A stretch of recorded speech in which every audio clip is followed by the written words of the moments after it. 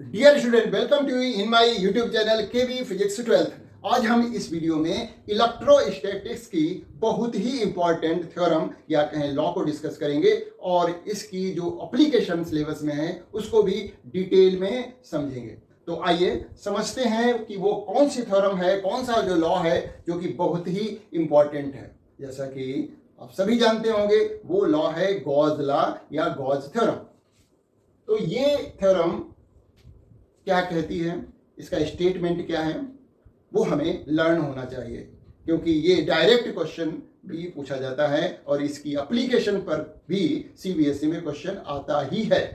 तो according to this law, the electric flux passing through a close surface is equal to 1/ε0 time the charge enclosed by the closed surface. या कहें कि this theorem state that the electric flux passing through a closed surface placed in vacuum is equal to 1/ε0 time the charge enclosed by the closed surface। यही मैंने लिख रखा है, देखिए यहाँ पर लिखा हुआ है कि it states that the net electric flux through any closed surface in vacuum is equal to 1/ε0 time the charge enclosed by the closed surface। इसको मैथमेटिकल फॉर्म में लिखेंगे phi E flux, electric flux is equal to होता है, ये close surface के लिए integration का use किया जा रहा है, ई डॉट डी एस। ई क्या है? Electric field at that given surface, और ये डी एस उस सरफेस का एरिया वेक्टर है।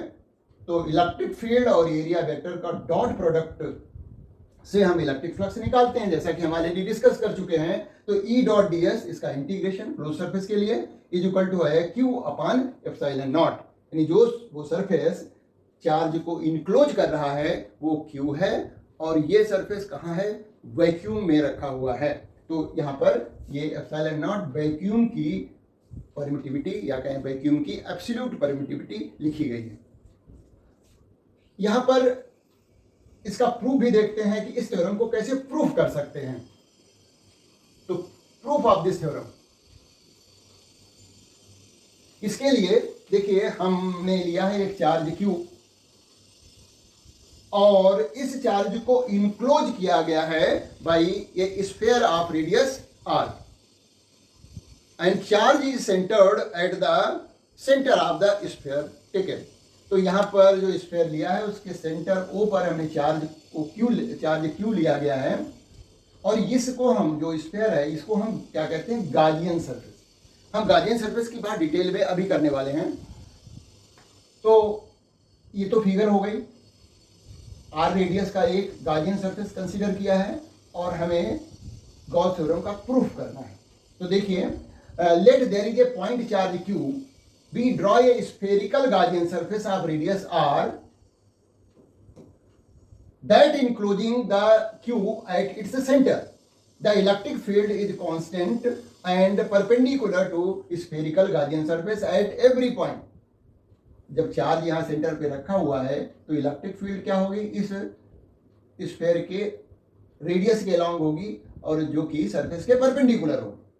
The electric flux passing through a small area ds। हमने इसके गाजियन सरफेस पर एक स्मॉल एरिया लिया हुआ है, ये लिया हुआ है जिसको हमने ds कहा है।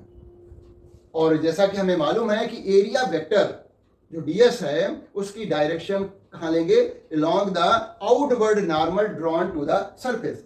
तो इस सरफेस पर जो हमने लिया है छोटा सा सरफेस, उस पर जो नॉर्मल ड्रॉ करेंगे, परपेंडिकुलर ड्रॉ करेंगे, उसी के along ds को लिया है, और इलेक्ट्रिक फील्ड भी इसी के अलॉन्ग है, क्योंकि इलेक्ट्रिक फील्ड भी रेडियल होगी और एरिया वेक्टर की डायरेक्शन भी रेडियल होगी। तो angle between E and ds जो है वो यहाँ पर कितना है? 0 डिग्री है। थीटा इज इक्वल टू है 0 डिग्री। तो d फाई, इससे पास होने वाला flux d phi is equal to हो जाएगा E dot ds is equal to E ds cos theta. Dot product को हटा दिया गया है। अब हम पूरे सरफेस से इमर्ज होने वाला फ्लक्स निकालें, तो उसके लिए हमें क्या करना पड़ेगा? इंटीग्रेशन करना पड़ेगा। अभी तो ये जो फ्लक्स निकला है इस छोटे से सरफेस एरिया से जो फ्लक्स इमर्ज हो रहा है वो निकाला गया है, तो इसको इंटीग्रेट कर दीजिए। और जैसा कि हमें मालूम है कि इलेक्ट्रिक फील्ड जो है हर पॉइंट पर इस स्फेरिकल गार्जियन सरफेस के हर पॉइंट पर क्या होगी, कांस्टेंट होगी। क्यों कांस्टेंट होगी? क्योंकि जो चार्ज सेंटर पे रखा है, सेंटर से सरफेस तक की डिस्टेंस कांस्टेंट है, और E इक्वल टू हमें मालूम है कितनी होती है, 1/4 पाई एप्सिलॉन नॉट Q/r²। इतनी इलेक्ट्रिक फील्ड होगी जो कि कांस्टेंट होगी, सरफेस के हर पॉइंट पर इलेक्ट्रिक फील्ड इतनी ही होगी। तो हम E को बाहर निकाल करके इसका इंटीग्रेशन कर देंगे तो हमें टोटल फ्लक्स पता लग जाएगा, यानी सरफेस इंटीग्रल करने जा रहे हैं। तो देखिए, the net electric flux passing through the guardian surface, ये क्लोज सरफेस है, उसका डी फाई का इंटीग्रेशन करेंगे तो फाई, और इधर E dot D S cos phi का इंटीग्रेशन किया। जैसा कि मैंने कहा कि इलेक्ट्रिक फील्ड जो है वो कांस्टेंट है at every point on the surface and theta is 0 degree, that is the angle between area vector and electric field. तो यहां पर cos 0 डिग्री की वैल्यू हमें मालूम है, क्योंकि 1 होती है, तो E ds हो गया था ये, है ना। इसको यदि आगे बढ़ाएं तो क्या हो गया, E ds cos 0 डिग्री, और ये 1 हो गया, E को बाहर निकाल लिया, तो इस तरह से फाई इज इक्वल टू हो गया, E बाहर आ गया इंटीग्रेशन के, और क्लोज सरफेस का इंटीग्रेशन है ये ds, यानी total surface area of spherical guardian surface of radius r। तो E की वैल्यू ये लिख ली 1/4 pi epsilon not into Q/r², और ये है surface area of sphere 4 pi r²। देखिए 4 पाई से 4 पाई कट गया, r² से r² कट गया, तो क्या बचा, Q/एप्सिलॉन नॉट। तो phi is equal to integration E dot ds is equal to हो गया Q/एप्सिलॉन नॉट। ये गॉस थ्योरम का प्रूफ हो गया। तो यहां पर हमने गॉसियन सरफेस की बात की, और जब भी हम गॉस लॉ अप्लाई करेंगे तो हमें गॉसियन सरफेस को लेना ही पड़ेगा, है ना। तो गॉसियन सरफेस को थोड़ा समझ लेते हैं। Gaussian surface, any imaginary close surface, any imaginary close surface which encloses the given charge, या कहें charge distribution, is called Gaussian surface. यानी जो ऐसा क्लोज सरफेस हम लें जो हमारे चार्ज डिस्ट्रीब्यूशन को या चार्ज को इनक्लोज करता हो, उसी को हम गॉसियन सरफेस कहते हैं। गॉस लॉ अप्लाई करने के लिए जरूरी है ना। तो ये तो डेफिनेशन हो गई एक तरह से, लेकिन गॉसियन सरफेस लेते समय हमें कुछ प्रिकॉशन रखनी पड़ती है। वो क्या है वो देखिएगा। तो any imaginary close surface which encloses the given charge, या कहें charge distribution, is called Gaussian surface. It can have any suitable shape, but we must be careful while choosing the Gaussian surface. कोई भी shape हो सकता है वैसे तो, लेकिन हमें गॉसियन सरफेस लेते समय कुछ प्रिकॉशन लेने हैं, वो देखिए, नोट कर रखें। The Gaussian surface must not pass through any point charge, it should enclose the charge. यानी कोई पॉइंट चार्ज यदि दिया हुआ है तो उसके ऊपर से नहीं पास होना चाहिए। हाँ, कंटिन्यूअस चार्ज डिस्ट्रीब्यूशन से पास हो सकता है ये गॉसियन सरफेस, लेकिन पॉइंट चार्ज से पास नहीं होना चाहिए। तो लेते समय इस बात का ध्यान रखना है। दूसरा पॉइंट है, the Gaussian surface should be symmetrical about the charge distribution. Charge distribution का जो नेचर है उसके अकॉर्डिंग हमें ऐसा सरफेस चूज करना है जो कि उस चार्ज डिस्ट्रीब्यूशन के सिमेट्रिकल हो। जैसे पॉइंट चार्ज है, पॉइंट चार्ज से जो इलेक्ट्रिक फील्ड लाइन इमर्ज हो रही होगी वो सभी डायरेक्शन में हो रही होगी। तो इसके लिए जो सुटेबल सरफेस बनता है वो स्फेरिकल सरफेस ही बनता है, मतलब स्फीयर बनता है। तो इसी तरह से चार्ज डिस्ट्रीब्यूशन को माइंड में रखते हुए हम गॉसियन सरफेस को कंसीडर करते हैं। और क्या पॉइंट ध्यान में रखना चाहिए, देखिए थर्ड पॉइंट है हमारा, the electric field must be symmetric constant at all point of the Gaussian surface. तो जब हम गॉसियन सरफेस इस तरह से चूज करें कि हमारी जो इलेक्ट्रिक फील्ड हो उस गॉसियन सरफेस पे सब जगह सेम हो, कांस्टेंट हो। हमारे कांस्टेंट नहीं है तो ऐसा नहीं है कि हमारा गॉस लॉ अप्लीकेबल नहीं होगा, अप्लीकेबल तो होगा, वैलिड होगा, लेकिन वो क्या होगा, उससे हमारा कैलकुलेशन टिपिकल हो जाएगा, जो कि इस लेवल में मतलब सिलेबस में नहीं है देखा जाए तो otherwise Gauss law is valid but not useful. Useful का मतलब है कि भाई टिपिकल कैलकुलेशन हो जाएगा, तो उसको हम अवॉइड करें। फोर्थ पॉइंट है, the angle between electric field and the area vector at all points of the Gaussian surface must be. यानी हमें ऐसा कुछ गॉसियन सरफेस लेना है जिससे कि एरिया वेक्टर और इलेक्ट्रिक फील्ड में जो एंगल होने चाहिए 0 डिग्री, 90 डिग्री, 180 डिग्री, इससे हमें कैलकुलेशन में जो है आसानी रहेगी। मान लिया कोई दूसरे एंगल है तो इसका मतलब ये नहीं है कि गॉस लॉ नहीं लगेगा, गॉस लॉ लगेगा, लेकिन क्या होगा कि वो टिपिकल हो जाएगा, इसलिए हम उसको अवॉइड करेंगे। तो otherwise Gauss law is valid but not useful. अगर कोई मतलब इसके अलावा भी एंगल है तो उसके लिए भी सुटेबल है, ऐसी कोई प्रॉब्लम नहीं है।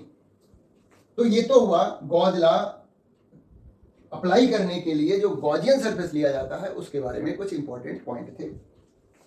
अब हम बात करेंगे एप्लीकेशन ऑफ गॉस लॉ। यहां पर सीबीएसई में 3 एप्लीकेशंस हैं और ये तीनों एप्लीकेशन बहुत ही इंपॉर्टेंट हैं, हर स्टूडेंट को आनी ही चाहिए। तो सबसे पहली एप्लीकेशन हम ले रहे हैं वो है electric field due to infinitely long uniformly charged wire.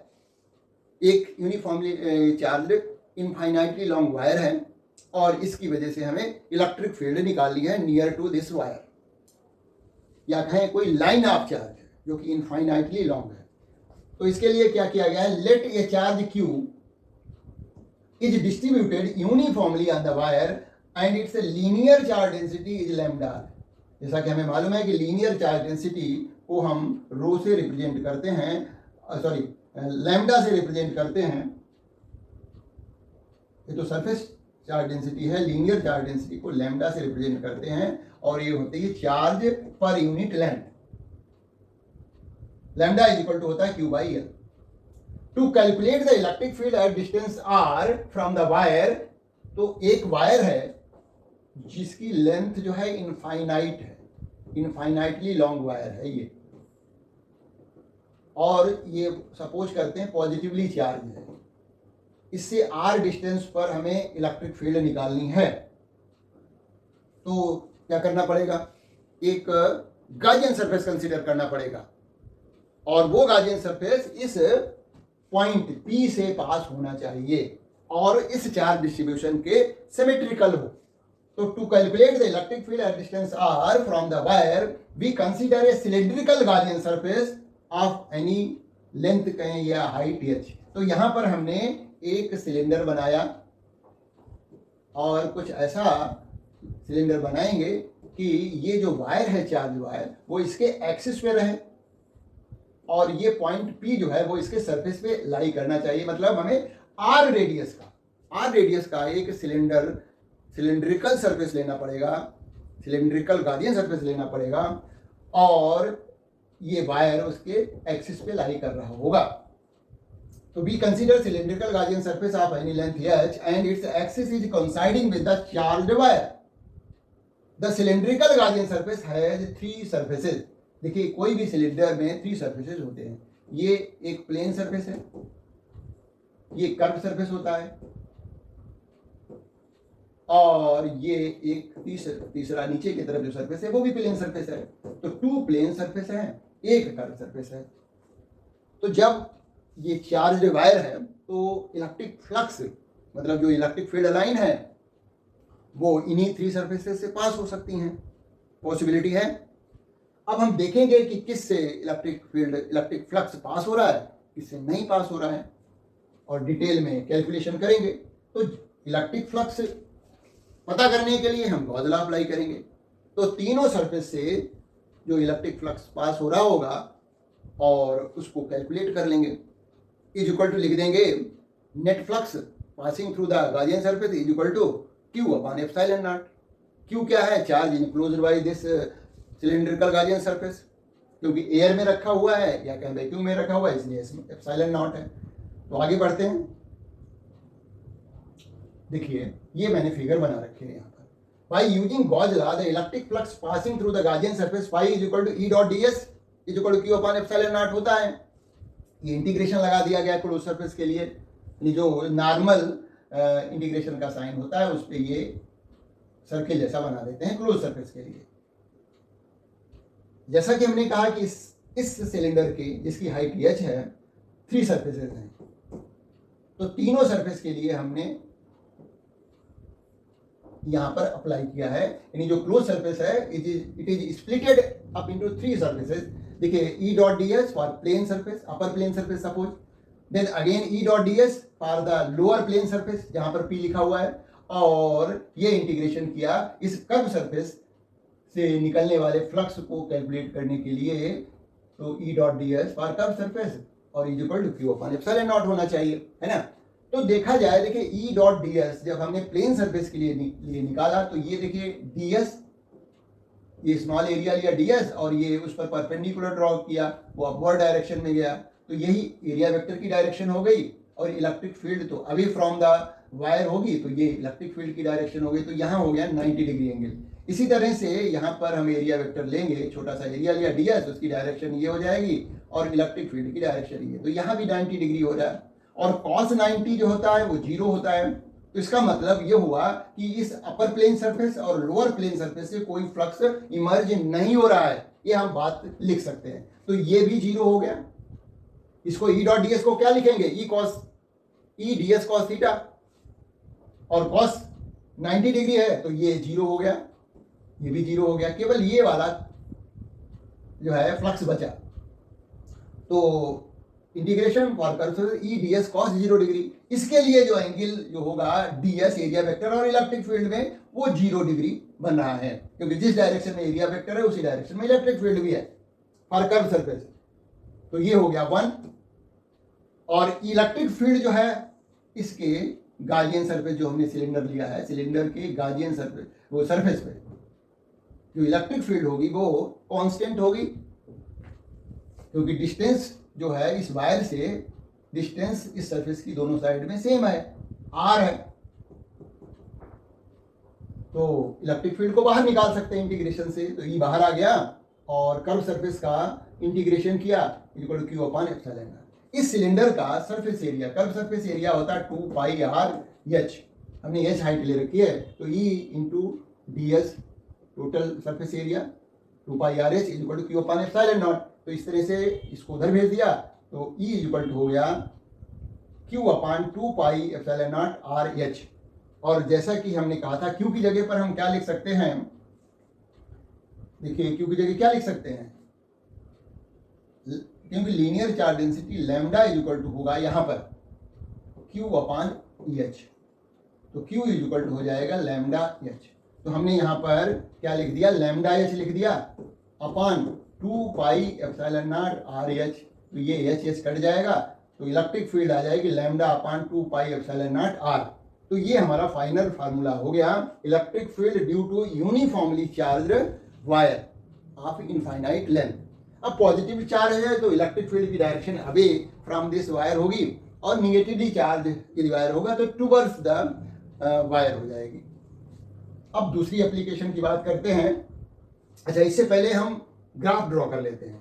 देखिए यहाँ पर जो हमने इलेक्ट्रिक फील्ड का ग्राफ ड्रॉ किया है, करेंगे, वो इस फार्मूले के बेसिस पे कर रहे हैं। तो इससे दिख रहा है कि E जो है प्रोपोर्शनल टू 1/r है। तो इस बात को ध्यान में रखते हुए ग्राफ देखिए इस तरह से आ सकते हैं, हमारे ये दो ग्राफ हो सकते हैं। Variation of electric field due to uniformly charge infinitely long wire. तो इलेक्ट्रिक फील्ड और आर यानी distance from the charge wire के बीच में ग्राफ ड्रॉ किया जाएगा, तो इस तरह से ये कर्व आएगा। और यदि इलेक्ट्रिक फील्ड और 1/r में ग्राफ ड्रॉ किया जाए तो फिर स्ट्रेट लाइन आएगा। इसको ध्यान में रखेंगे कि ग्राफ किसके बीच में ड्रॉ करना है। इलेक्ट्रिक फील्ड और आर में ड्रॉ करना है तो इस तरह का कर्व आता है, और इलेक्ट्रिक फील्ड और 1/r में ग्राफ ड्रॉ करना है तो स्ट्रेट लाइन आएगी। अब सेकेंड एप्लीकेशन देखिए, electric field due to infinitely long uniformly charged plane sheet. यहाँ पर एक प्लेन शीट है, जैसे कि पेपर की शीट होती है, ये यूनिफॉर्मली चार्ज है। और किसी भी पेपर के, किसी भी शीट के 2 सरफेसेस होते हैं, एक मान लिया राइट साइड में, एक लेफ्ट साइड में। तो चार्ज तो यूनिफॉर्मली डिस्ट्रीब्यूटेड है दोनों सरफेसेस पे, है ना। और वो thin plane sheet of charge है। तो यहाँ पर हमने फिगर बना रखी है। देखिए, गॉस लॉ अप्लाई करने के लिए जो है गॉसियन सरफेस लेना पड़ता है, वो यहाँ पर भी लेंगे। Let the plane sheet is given a charge Q having surface charge density, ये इसको कहते हैं sigma. To find the electric field near to it we consider ये cylindrical Gaussian surface as shown in figure. ये हमने cylindrical Gaussian surface लिया है। यहाँ पर देखिए, जो इलेक्ट्रिक फील्ड लाइन होंगी वो साइड वाइज इस तरह से जा रही होंगी, तो स्फीयर नहीं कंसीडर कर सकते। स्फीयर का होता है कि वो सभी डायरेक्शन में जाने वाली इलेक्ट्रिक फील्ड लाइन को इंक्लूड करता है। तो यहाँ पर side wise electric field line जा रही है, तो हम सिलेंड्रिकल गॉसियन सरफेस कंसीडर कर लेंगे। The electric flux passing through the cylindrical Gaussian surface. अब सिलेंडर में तो 3 सरफेसेस होते हैं, 2 प्लेन सरफेस और 1 कर्व सरफेस। जहां इस केस की बात है तो यहां पर देखिए जो प्लेन सरफेसेस हैं, इधर वाला और इस साइड वाला प्लेन सरफेस है ना, यहाँ पर स्मॉल एरिया लिया और आउटवर्ड नॉर्मल ड्रॉ किया जो कि इस डायरेक्शन में होगा टुवर्ड्स लेफ्ट। यही डीएस की डायरेक्शन हो जाएगी और इलेक्ट्रिक फील्ड जो है अवे फ्रॉम दिस सरफेस होगी जो इसके पीछे का सरफेस है। और जो राइट साइड में सरफेस है उसमें भी वही किया, ये सिलेंडर है। और यहाँ पर देखिए प्लेन सरफेस पर जो है स्मॉल एरिया लिया, नॉर्मल ड्रॉ किया और इलेक्ट्रिक फील्ड देखा, दोनों की डायरेक्शन सेम हो गई। लेकिन कर्व सरफेस के लिए यहाँ चाहे वो इधर का कर्व सरफेस हो चाहे इधर का, तो उसके लिए देखिए आउटवर्ड नॉर्मल ड्रॉ करेंगे कर्व सरफेस पे, तो ये हो जाएगी डायरेक्शन और इलेक्ट्रिक फील्ड तो एक अवे फ्रॉम द शीट होगा। तो यहाँ पर 90 डिग्री एंगल एरिया वेक्टर और इलेक्ट्रिक फील्ड में बनेगा कर्व सरफेस के लिए। तो जहां पर भी इलेक्ट्रिक फील्ड और एरिया वेक्टर में 90 डिग्री एंगल हो जाए तो इसका मतलब उस सरफेस से फ्लक्स पास ही नहीं हो रहा है। तो यहां पर कर्व सरफेस से फ्लक्स पास नहीं हो रहा है, प्लेन सरफेस से दोनों साइड में फ्लक्स, इलेक्ट्रिक फ्लक्स इमर्ज हो रहा है। तो इसी बात को ध्यान में रखते हुए हम फ्लक्स कैलकुलेट करेंगे। और यहाँ पर जो प्लेनर सरफेस हैं इनके एरियाज जो हैं वो ए लिए गए हैं। इस प्लेन सरफेस का और इधर वाले प्लेन सरफेस का एरिया ए है। तो उसी तरह से अप्लाई करेंगे जैसे अभी किया था। देखिए कि electric flux emerging through the close surface, और क्लोज सरफेस कैसा है, सिलेंड्रिकल है, तो वहां पर E dot D S plane surface 2 हो गए और एक कर्व सरफेस हो गया, is equal to Q upon epsilon naught. तो ये प्लेन सरफेस के लिए जो एंगल है एरिया वेक्टर और इलेक्ट्रिक फील्ड में वो 0 डिग्री है। तो E D S cos 0 degree, ई डी एस कॉस 0 डिग्री। और ये जो कर्व सरफेस था उसके लिए फ्लक्स निकालते समय हमने देखा कि इलेक्ट्रिक फील्ड और एरिया वेक्टर में 90 डिग्री का एंगल था। ये वाला कर्व सरफेस के लिए ई डी एस कॉस 90 डिग्री, तो ये हो गया 0, मतलब ये वाला फ्लक्स 0 हो गया है, ये हट गया। तो ये 2 प्लेन सरफेस से निकलने वाले जो इमर्ज होने वाले फ्लक्स को कैलकुलेट किया जा रहा है, वो होना चाहिए क्यू अपॉन एप्सिलॉन नॉट। अच्छा, सरफेस चार्ज डेंसिटी वो उस प्लेन सरफेस के लिए निकाल सकते हैं। तो इस तरह से सिग्मा इज इक्वल टू होता है क्यू अपॉन ए, तो क्यू इज इक्वल टू हो गया सिग्मा इंटू ए। तो क्यू की जगह पर हमने सिग्मा इंटू ए रख दिया। और इलेक्ट्रिक फील्ड जो है भाई डिस्टेंस हमने जो प्लेन सरफेस की ली है वो जितनी लेफ्ट में है उतनी राइट में भी है। तो इसका मतलब इलेक्ट्रिक फील्ड उस पर्टिकुलर प्लेन सरफेस पे कांस्टेंट होगी, तो उसको हमने बाहर ले लिया और इस लेफ्ट और राइट वाले प्लेन सरफेस का इंटीग्रेशन किया, मतलब टोटल एरिया पता किया। तो टोटल एरिया ए है, तो इंटीग्रेशन डीएस की वैल्यू ये हो गई, तो E A plus E A is equal to sigma A upon epsilon naught. तो ये हो जाएगा हमारा 2 E A is equal to हो गया sigma A upon epsilon naught. 2 को उधर भेज दीजिए, एरिया से एरिया कट जाएगा, तो ई इज इक्वल टू हो गया सिग्मा अपॉन 2 एप्सिलॉन नॉट। ये electric field due to infinitely long plane sheet of charge आ जाती है। अब इस पर बेस्ड कुछ छोटी छोटी एप्लीकेशंस हैं, ठीक है, मेन एप्लीकेशन यही है। उस पर बेस्ड मान लिया कोई नॉर्मल क्वेश्चंस पूछ लिए जाएं तो वो भी हमें आना चाहिए। वो हम तीन केस बन सकते हैं, उनको हम ले रहे हैं 1 बाय 1, उसको समझने की कोशिश करिए। अच्छा, यहाँ पर जो रिजल्ट आया हमारा वो आया electric field E is equal to sigma upon 2 epsilon naught, यानी डिस्टेंस आई ही नहीं इस फार्मूले में। इसका मतलब electric field due to infinitely long plane sheet of charge is independent of distance of the point from the charge sheet. तो electric field does not depend upon the distance from the charge sheet, ठीक है। अच्छा, अब electric field due to infinitely long uniformly charge sheet having same charge density of similar nature. Similar nature की 2 plane sheet दिखाई गई हैं यहाँ पर, मतलब दोनों पे सेम नेचर का चार्ज है और हमें इलेक्ट्रिक फील्ड जो है निकालनी है A point, B point, C point पर। तो देखिए ए पॉइंट पर निकालेंगे तो यहाँ पर हम अज्यूम करें यूनिट पॉजिटिव चार्ज, तो इस प्लेन शीट की वजह से इलेक्ट्रिक फील्ड जो होगी, मतलब ये चार्ज जो है वो रिपेल होगा इस तरफ को, और इस शीट की वजह से चार्ज जो होगा वो इस तरफ को रिपेल होगा, मतलब इस लेफ्ट वाली प्लेन शीट की वजह से इलेक्ट्रिक फील्ड ई, मान लिया E1 इधर होगी, और इस सेकेंड वाली प्लेन शीट की वजह से इलेक्ट्रिक फील्ड दूसरी तरफ होगी, और E1 का जो मैग्नीट्यूड है वो E2 के मैग्नीट्यूड के इक्वल होगा, बिकॉज सरफेस चार्ज डेंसिटी हमने सेम ले रखी है। तो नेट इलेक्ट्रिक फील्ड अंदर जो बनेगी वो हो जाएगी जीरो। वो कैसे निकाला गया? Electric field at point A due to left and right sheet, left की वजह से electric field sigma upon 2 epsilon naught minus sigma upon 2 epsilon naught. दो इलेक्ट्रिक फील्ड वेक्टर क्वांटिटी है, तो डायरेक्शन के अकॉर्डिंग हम उसको आइडिया सब्ट्रैक्ट करेंगे, क्योंकि अपोजिटली डायरेक्टेड है E1 और E2, तो सब्ट्रैक्ट करके जीरो आ गया। अब इसी तरह से यदि हम बी और सी पॉइंट पर देखें तो इलेक्ट्रिक फील्ड कैसे निकालेंगे, उसका भी तरीका वही है कि यहाँ पर पहले बी पॉइंट पर देख लेते हैं। पहले इस प्लेन सीट की वजह से, राइट साइड में जो प्लेन सीट है उसकी वजह से इलेक्ट्रिक फील्ड क्या होगी? अवे फ्रॉम दिस सीट, और इसकी वजह से भी अवे ही होगी। तो E1 और E2 दोनों की डायरेक्शन सेम हो गई। उसी तरह से यहाँ पर भी इस सीट की वजह से इलेक्ट्रिक फील्ड ये, इधर वाली सीट की वजह से इलेक्ट्रिक फील्ड ये। तो E1 और E2 दोनों पॉइंट पर इलेक्ट्रिक फील्ड सेम डायरेक्शन में है, तो ऐड हो जाएंगी। बस ये है कि नेट इलेक्ट्रिक फील्ड यहाँ पर बी पॉइंट पर टुवर्ड्स राइट होगी, और जबकि सी पॉइंट पर net electric field towards left होगी। तो होगी कितनी?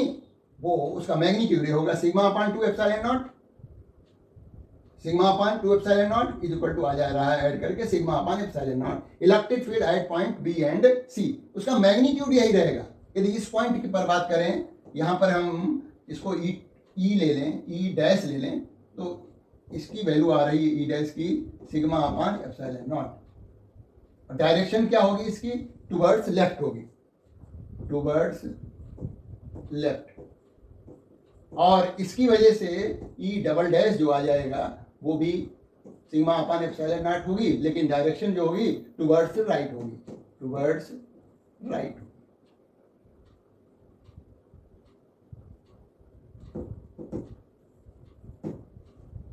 तो इस तरह से हमने नेट इलेक्ट्रिक फील्ड निकाल ली due to the two plane sheet of charge having same charge density. अब देखिए एक केस ये भी बनता है, electric field due to infinitely long uniformly charge sheet having same charge density of opposite nature. यहाँ पर एक सीट पॉजिटिवली चार्ज है, दूसरी निगेटिवली चार्ज है, हालांकि दोनों पर चार्ज डेंसिटी जो है कि वैल्यू सेम है। तो अब पॉइंट ए पर इलेक्ट्रिक फील्ड निकालें, उसके लिए हमने यूनिट पॉजिटिव चार्ज एज्यूम किया, तो इसकी वजह से रिपल्सन लगेगा, और इस निगेटिव चार्ज की वजह से इस चार्ज पर अट्रैक्शन लगेगा। तो at point A electric field कितनी हो जाएगी? At point A net electric field हो जाएगी E1 प्लस E2, और वो हो जाएगा sigma upon 2 epsilon naught plus sigma upon 2 epsilon naught is equal to आ जाएगा सिग्मा अपान एप्सिलॉन नॉट। ये कैपेसिटर का केस बनेगा, यानी electric field between the plates of the capacitor होता है sigma upon epsilon naught. Sigma क्या है? सरफेस चार्ज डेंसिटी है।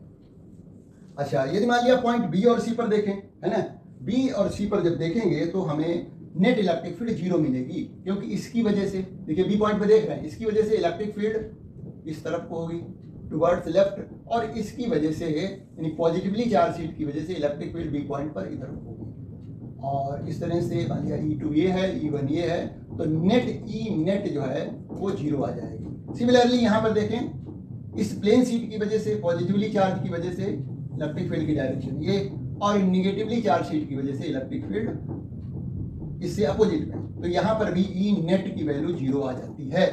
तो जो two plane sheet of charge having opposite nature of charge और सरफेस चार्ज डेंसिटी यदि सेम है, तो net electric field between the plates zero आती है, और आउटसाइड ऑफ द प्लेट जो है नहीं, net electric field inside the two plates जो आ रही है वो सिग्मा अपान एप्सिलॉन नॉट आ रही है, सिग्मा अपान एप्सिलॉन नॉट इसके अंदर, और बाहर इसके आउटसाइड ऑफ द प्लेट जो है इलेक्ट्रिक फील्ड जीरो आ रही है।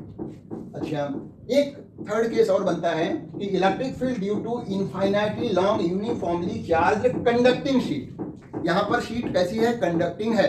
तो कंडक्टिंग शीट को जब हम चार्ज सप्लाई करेंगे वो क्या होगा कि उसके दोनों सरफेसेस पे यूनिफॉर्मली डिस्ट्रीब्यूटेड हो जाएगा। तो uniformly distributed two plane sheet of charge बन जाएगा। मतलब जो हमारा कंडक्टिंग शीट होगी it will behave like a two plane sheet of charge and thickness जो है शीट की बहुत ही कम है।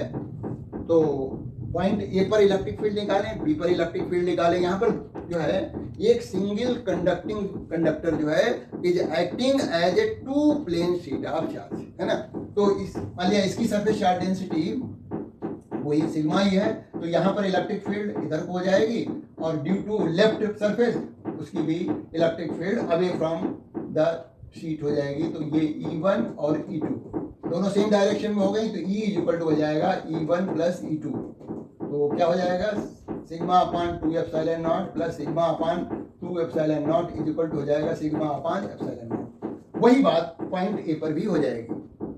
तो ये कंडक्टिंग शीट थी यूनिफॉर्मली चार्ज। तो इस तरह से ये 3 डिफरेंट केसेस बनते हैं। यहाँ पर हो सकता है कि चार्ज डेंसिटी अलग अलग लें तो थोड़ा रिजल्ट अलग आएगा, उसको भी देख सकते हैं, समझ सकते हैं। इसी तरह से अब हम थर्ड एप्लीकेशन की बात करेंगे, गॉस लॉ की थर्ड एप्लीकेशन। ये भी सिलेबस में है, इंपॉर्टेंट है। Electric field due to uniformly charged spherical shell. ये चार्ज्ड है स्फेरिकल सेल, कंडक्टिंग हो, नॉन कंडक्टिंग हो या कंडक्टिंग सॉलिड स्फेयर हो। देखिए ये इंपॉर्टेंट बात है। वो जो यूनिफॉर्मली चार्ज्ड स्फेरिकल सेल है वो चाहे वो कंडक्टिंग हो या फिर स्फेरिकल सेल नॉन कंडक्टिंग हो या फिर कंडक्टिंग सॉलिड स्फेयर हो, क्योंकि सॉलिड स्फेयर को भी जब चार्ज करते हैं तो वो चार्ज जो होता है वो अंदर नहीं रहता, उसके सरफेस पे ही आ जाता है। तो एक सॉलिड कंडक्टिंग चार्ज स्फेयर जो है में भी चार्ज कहाँ होता है, सरफेस पे ही होता है। और जो दूसरे अदर केसेस जैसे कंडक्टिंग हालो स्फेयर है या नॉन कंडक्टिंग हालो स्फेयर है तो वहां पर भी चार्ज सरफेस पे ही रहेगा। तो इन तीनों केसेस के लिए एक ही फार्मूला से काम चल जाएगा। Let a charge Q is given to cell of radius R and its surface charge density is rho। तरीका वही है कि हमें एक चार्ज डिस्ट्रीब्यूशन के अकॉर्डिंग गाउसियन सरफेस कंसीडर करना पड़ता है। तो सबसे पहले हम जो चार्ज स्फेरिकल सेल है उसके बाहर पॉइंट ले रहे हैं और उस एक्सटर्नल पॉइंट पर इलेक्ट्रिक फील्ड निकालेंगे using the Gauss law. At a point outside of the sphere at a distance r from its centre, यानी r जो है स्मॉल r जो डिस्टेंस ली रही पॉइंट की वो उसकी रेडियस से ग्रेटर है, यानी पॉइंट उस स्फीयर के बाहर लाई कर रहा है।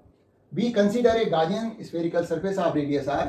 तो r रेडियस का एक स्फेरिकल गाउसियन सरफेस रखेंगे लेंगे और जिसका कि सेंटर इस स्फेरिकल सेल के यूनिफॉर्मली चार्ज स्फेरिकल सेल से कोइंसाइड कर रहा होगा, यानी गाउसियन सरफेस जो कि स्फेरिकल है उसका सेंटर और जो गिवन स्फेरिकल सेल है दोनों के सेंटर कॉमन है।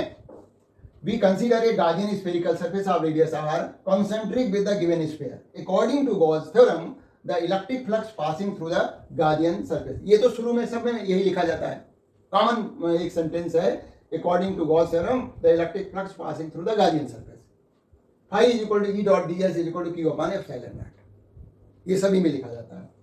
अब हमें इलेक्ट्रिक फील्ड देखनी है जहां से हम फ्लक्स निकलता हुआ कैलकुलेट करना चाह रहे हैं। तो देखिए फिगर से समझिए जरा, ये हमने स्फेरिकल सेल लिया हुआ है जो कि मान लिया पॉजिटिवली चार्ज है। ये इसकी रेडियस कैपिटल R है और इसके सेंटर O से जो है R डिस्टेंस पर कोई पॉइंट मान लिया P है जहां पर हमें इलेक्ट्रिक फील्ड पता करनी है। तो जैसा कि बताया गया है कि P पॉइंट से जहां पर हमें इलेक्ट्रिक फील्ड पता करनी है उस पॉइंट से पास होता हुआ एक स्फेरिकल गाउसियन सरफेस ड्रॉ किया जिसकी रेडियस R है, क्योंकि वो पॉइंट जो है जहां पर इलेक्ट्रिक फील्ड पता करनी है वो सेंटर से R डिस्टेंस पे है। दोनों मतलब स्फेरिकल सेल और गाउसियन जो स्फेरिकल स्फीयर ले रहे हैं दोनों के सेंटर सेम रखने हैं। तो ये पॉइंट P जो है उस गाउसियन सरफेस पे लाई कर रहा है। तो यहाँ पर हमने थोड़ा छोटा सा स्मॉल एरिया लिया ds, तो area vector outward normal drawn के अकॉर्डिंग अलोंग हो जाएगा और इलेक्ट्रिक फील्ड भी रेडियल होगी। तो दोनों एरिया वेक्टर और इलेक्ट्रिक फील्ड की डायरेक्शन हो गई सेम, यानी मतलब थीटा हो गया 0 डिग्री का। तो यहाँ पर और कोई सरफेस तो है नहीं, एक ही सरफेस है जो कि कर्व सरफेस है, तो इसलिए E डॉट ds cos 0 लगा दिया equal to Q upon epsilon naught. यहाँ पर इस पूरे गाउसियन सरफेस पे इलेक्ट्रिक फील्ड कांस्टेंट होगी क्योंकि डिस्टेंस जो है सेंटर से कांस्टेंट है, तो यहाँ पर इलेक्ट्रिक फील्ड जो होगी हर पॉइंट पर कांस्टेंट होगी, इसको बाहर निकाल लिया। इंटीग्रेशन ds, इस स्फीयर का जो सरफेस एरिया है यानी टोटल सरफेस एरिया हमें यूज करना है, और ये तो d फाई है ना। यदि हम केवल इससे फ्लक्स निकालें, ds सरफेस एरिया से निकलता हुआ फ्लक्स पता करना है, वो तो स्मॉल जो है d फाई होगा ना। हमें तो पूरे सरफेस से निकलने वाला फ्लक्स पता करना है, तो पहले से ही हम इंटीग्रेशन यूज कर रहे हैं यहाँ पर।